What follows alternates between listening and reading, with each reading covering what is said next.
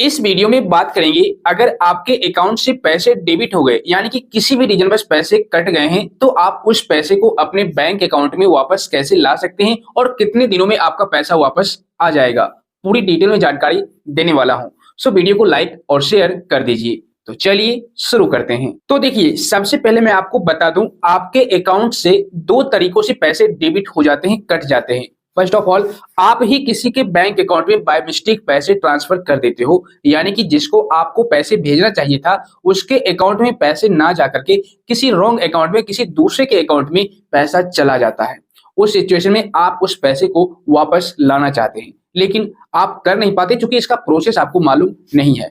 अगर आपके साथ इस तरह का सिचुएशन है, आप किसी को पैसे भेजना चाह रहे थे और किसी दूसरे अकाउंट में पैसा चला गया, तो उस पैसे को अगर आप वापस लेना चाहते हैं तो इस टॉपिक पर मैंने वीडियो बना रखा है, आई बटन में लिंक मिल जाएगा, आप लोग चेक कर लीजिएगा। अब बात करते हैं दूसरे मेथड की। देखिए, कई बार क्या होता है, आप फ्रॉडस्टर के शिकार हो जाते हैं, यानी कि आप स्कैम में फंस जाते हैं, किसी के जाल में फंस जाते हैं। अब ऐसे में आपके साथ फ्रॉड हो जाता है, आपका बैंक अकाउंट खाली कर दिया जाता है, आपसे ओटीपी वगैरह भी नहीं मांगा जाता, किसी ना किसी तरीके से ओटीपी बाईपास करा करके आपके अकाउंट से पैसे डेबिट हो जाते हैं। और इस सिचुएशन में आप किसी को भी ट्रांजैक्शन नहीं करते, किसी को पैसे भेजते भी नहीं है, उसके बावजूद भी आपके अकाउंट में पैसा जो बचता है वो जीरो, यानी कि बैलेंस जीरो दिखाता है, पैसे किसी और के अकाउंट में ट्रांसफर हो जाते हैं। इस सिचुएशन में आपको क्या करना चाहिए जिससे कि इमीडिएटली आपके अकाउंट में आपका जो पैसा है वो रिटर्न हो जाए, वापस आ जाए। तो देखिए, अभी मैं आपको कुछ पॉइंट बताऊंगा, इस पॉइंट को आप जरूर फॉलो कीजिएगा। अगर आपके साथ फ्रॉड हो जाता है तो आपका पैसा वापस आ जाएगा। देखिए, फर्स्ट ऑफ ऑल आपको क्या करना है, मान लीजिए आज के डेट में आपका जो पैसा है वो कट गया आपके अकाउंट से, आपने ट्रांजैक्शन नहीं किया है लेकिन आपके अकाउंट से पैसे 10,000, 20,000, 50,000, 1,00,000 रुपए कट गए। अब ऐसे में आपको करना क्या है,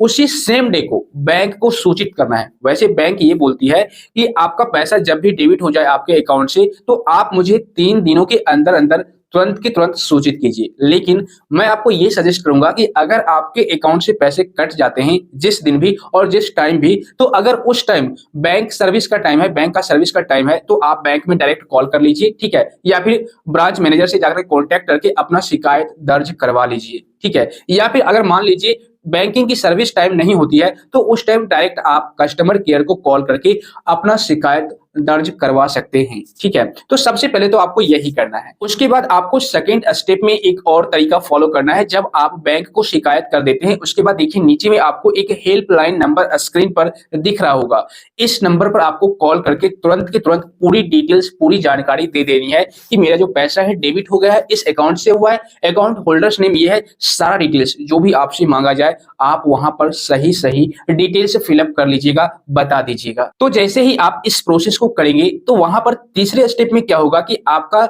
जो कंप्लेन है वो रजिस्टर्ड कर लिया जाएगा और वहां पर आपको एक टिकट नंबर जनरेट कर दिया जाएगा, ठीक है, और मैसेज के माध्यम से आपको टिकट नंबर भी मिल जाएगा। अब क्या करना है, नेक्स्ट स्टेप में आपको स्क्रीन पर एक वेबसाइट का नाम दिख रहा होगा, ठीक है, www.cybercrime.gov.in, इस वेबसाइट पर आपको विजिट करना है, ओके।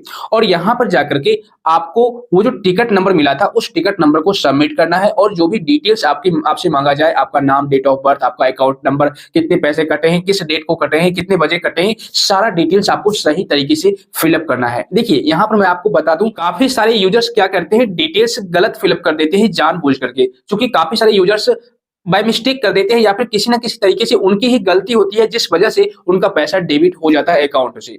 अब वो लोग सोचते हैं कि अगर मैं यहाँ पर सही सही जानकारी फिलअप करूंगा तो वैसे में बैंक को तो पता चल जाएगा कि मैंने खुद से यहाँ पर ओटीपी उसको दिया था या फिर पासवर्ड मैंने बताया था, तो ऐसे में तो उसको मुझे पैसा वापस नहीं मिलेगा, तो वैसे में डिटेल्स गलत बता देते हैं। लेकिन दोस्त, अगर आप डिटेल्स गलत बताते हो या फिर गलत इंफॉर्मेशन फिलअप करते हो तो वैसे में आपका पैसा वापस नहीं आएगा, ठीक है ना। तो आप जब भी वेबसाइट पर या फिर कोई भी आपको बैंक वाले पूछे डिटेल्स, तो आप सही सही वहां पर डिटेल्स बताइएगा, ओके। और ये भी आप नहीं कह सकते कि मैं इतना रुपया मेरे अकाउंट से डेबिट हुआ है, क्योंकि बैंक वालों को पता होता है कि आपका जो पैसा है कितना ट्रांसफर हुआ है, आप ज्यादा नहीं बता सकते, ठीक है ना। तो यहाँ पर क्या करना है, सिंपल उसी वेबसाइट पर जाकर के सारा डिटेल्स सबमिट कर लेना है। सबमिट करने के 7 से लेकर के 10 डेज के अंदर अंदर, ठीक है, मतलब 7 दिनों से लेकर के 10 दिनों के अंदर अंदर आपका जो पैसा है वापस आ जाएगा, ठीक है। लेकिन हाँ, सारा डिटेल्स आपका सही रहेगा तभी आएगा, अदरवाइज नहीं आएगा। वैसे कई बार ये भी देखा गया है कि अगर आप इस प्रोसेस को करते हैं तो पैसा नहीं भी आता है कुछ-कुछ मामलों में, लेकिन ज्यादातर चांस बन जाता है कि अगर आपका पैसा जिस दिन कटा है, उसी दिन सेम डेज अगर आप इन सारे प्रोसेस को कर लेते हैं, तो आपका पैसा वापस आने का चांस काफ़ी ज़्यादा हो जाता है, वापस आ ही जाता है कई मामलों में, ठीक है ना?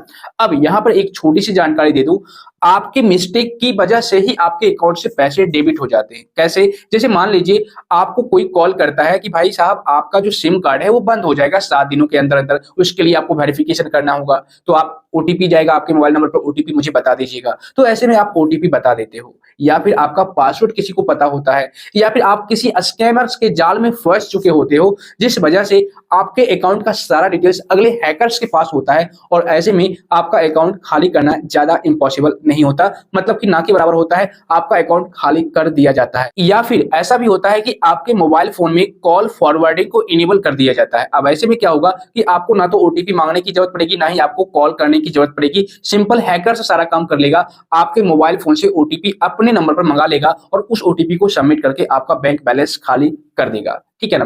यहाँ पर देखिए मैं आपको बता दूं, आप किसी के साथ भी अपना ओटीपी शेयर ना करें, किसी भी प्रकार का ओटीपी शेयर ना करें, पासवर्ड शेयर ना करें। कई बार ये भी देखा गया है, पहले तो ओटीपी के थ्रू आपका अकाउंट जो है खाली कर लिया जाता था, लेकिन अब जो है ओटीपी काफी सारे यूजर्स को पता चल चुका है कि ओटीपी के थ्रू मेरा अकाउंट खाली कर लिया जाएगा। तो ऐसे में हैकर्स क्या करता है, अब बहुत सारे हथकंडे तरीके अपनाते हैं। आपको मेल करते हैं, मेल पर कोई फाइल अटैच करके सेंड करते हैं कि भाई साहब आप फाइल को ओपन कीजिए, यहाँ पर अपना डेट ऑफ बर्थ डालिए, या फिर यहाँ पर अपना पासवर्ड डालिए, या फिर यहाँ पर अपना जो भी है, जो भी डिटेल्स वहां पर आपसे मांगा जाएगा, आपको वहां पर डाल करके ओपन कर लीजिए। तो आप जब ऐसा करते हैं, उस फाइल को डाउनलोड करते हैं, कोई भी पासवर्ड प्रोटेक्टेड फाइल को, ठीक है, तो वैसे में क्या होता है, जैसे ही आप डाउनलोड करते हैं, आपके मोबाइल फोन में वायरस, मालवेयर, स्पाईवेयर इंस्टॉल हो जाता है और आपके मोबाइल फोन पर पूरी तरह से निगरानी रखता है। आप जो भी कुछ एक्टिविटी करते हैं, हैकर्स को पता चलते रहता है। तो वैसे में आप इंटरनेट बैंकिंग यूज करो, गूगल पे, फोन पे, पेटीएम यूज करो, सब कुछ अगले पर्सन को, हैकर्स को पता चलता रहेगा दूर बैठे, और आपका बैंक बैलेंस खाली कर दिया जाएगा, ठीक है? कभी भी इन सारी गलतियों को मत करना, अदरवाइज फ्यूचर में आपको प्रॉब्लम आ सकती है। और अगर आपका पैसा डेबिट हो गया है,